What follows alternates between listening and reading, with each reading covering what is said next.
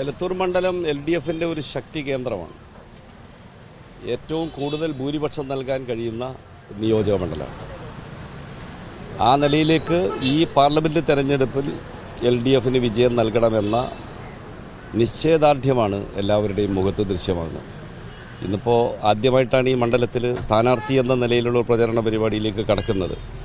തുടക്കം തന്നെ വളരെ ആവേശകരമാണ്. തൊഴിലാളി പ്രസ്ഥാനത്തിലൂടെ വളർന്നു വന്നൊരു നേതാവാണ്. ഇപ്പോൾ നമ്മളുള്ളത് മാർക്കറ്റിലാണ്, SK ബസാറിലെ മാർക്കറ്റിലാണ് ഉള്ളത്. ഇവരെവിടെയുള്ള പ്രതികരണം എങ്ങനെയാണ്, ഒരു സ്വീകരണം എങ്ങനെയാണ്? നല്ല ആവേശകരമാണ്. തൊഴിലാളികൾ വലിയ ആവേശം കാണിക്കുന്നുണ്ട്.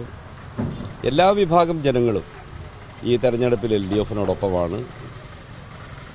ഇന്ത്യയെ സംരക്ഷിക്കാൻ വേറെ വഴിയില്ല എന്ന് അവർ മനസ്സിലാക്കുന്നു. കൂടുതലായിട്ടും രാജ്യസഭയിലടക്കം അങ്ങടക്കം ഒരുപാട് നേതാക്കൾ ഉന്നയിച്ചിരുന്നൊരു വിഷയമാണ് കരിപ്പൂരിൽ നിന്നുള്ള യാത്രാ ബുദ്ധിമുട്ട്. കഴിഞ്ഞ ദിവസം ഒരു അറിയിപ്പ് വന്നതായി ഹജ്ജ് തീർത്ഥാടകർക്കുള്ള യാത്രാ നിരക്ക് കുറച്ചിരിക്കുന്നു, പുതിയ യാത്രാ നിരക്ക് വന്നിരിക്കുന്നു.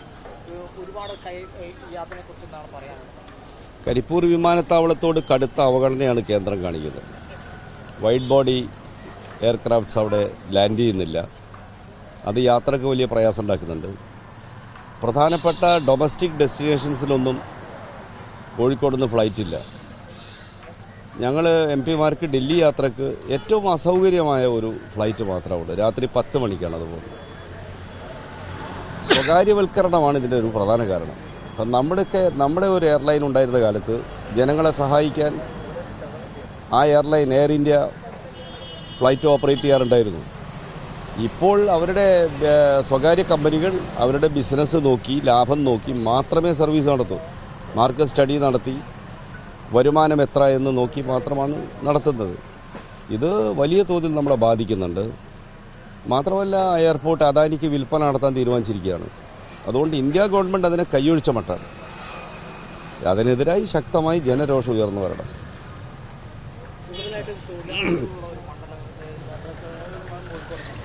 തൊഴിലാളികൾക്ക് വേണ്ടി ഈ തെരഞ്ഞെടുപ്പിൽ എന്താണ്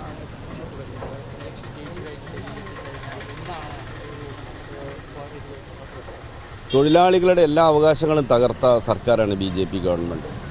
ലേബർ കോഡുകൾ കൊണ്ടുവന്നത്, തൊഴിലാളികളുടെ വേതനത്തിൽ വർധനവ് വരുത്താത്തത്, പുതിയ തൊഴിൽ സൃഷ്ടിക്കാത്തത്, ഇങ്ങനെ ഒരുപാട് പ്രശ്നങ്ങളുണ്ട്. ഇതിനൊന്നും കോൺഗ്രസ്സിന് BJPക്ക് എതിരായ ഒരു നിലപാടില്ല. ലേബർ കോഡുകൾ വന്നപ്പോൾ കോഡ് ഓൺ വേജ് എന്ന ആദ്യത്തെ കോഡിനെ അനുകൂലിച്ച് വോട്ട് ചെയ്തു കോൺഗ്രസ് രാജ്യസഭയിൽ. ലോകസഭയിൽ വോട്ടെടുപ്പ് പോലും നടത്തിയില്ല.